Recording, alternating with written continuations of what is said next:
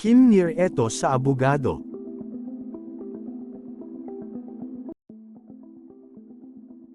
So, Sabi ko lang, ay taga Cebu. oh, wow.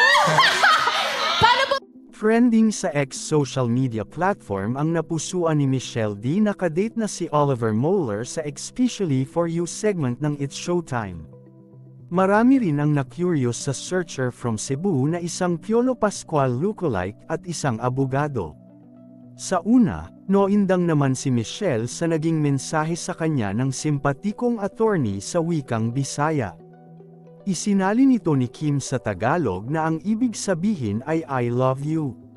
Nakita naman ni Lapu-lapu isda. Malapit ka ba Sa kuan ko Guadalupe pero usara man nakasakay og jeep. Mo, Jeep?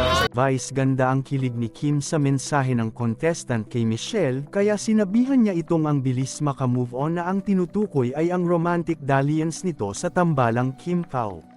Viral naman ang litrato ni na Kim at Oliver na kumalat sa social media after the show. Iniintriga nila ang pagiging at home nila sa isa't isa sa pic considering na pareho silang Bisaya. Say pa ng mga netizen, mas bagay raw ang dalawa kumpara sa Kim Pao. Authority lawyer ng Cebu. Wait lang ha, paano yung reaction, Kim Chu? Oh. Taga Cebu eh. Hirit pa ng iba, kung sakaling hindi raw mag-work ang date ni na Michelle at Oliver ay pwedeng ligawan ng abogado ang Chinite Princess. Ito ang ilan sa kanilang mga komento. Bagay, kaya pala Vice is making tukso bunot na KY Kim kapan pa sila may moment ni Oliver.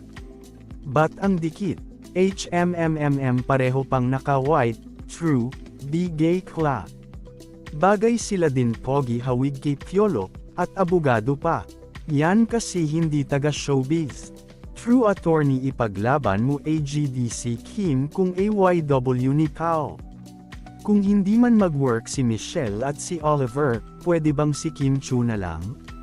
Sorry, Kim Pao, I admit nakakakilig ang Kim and Paolo pero parang mas perfect kay Kim yung noon showbiz jowa for a change. Pero ako lang naman to, mema lang ako.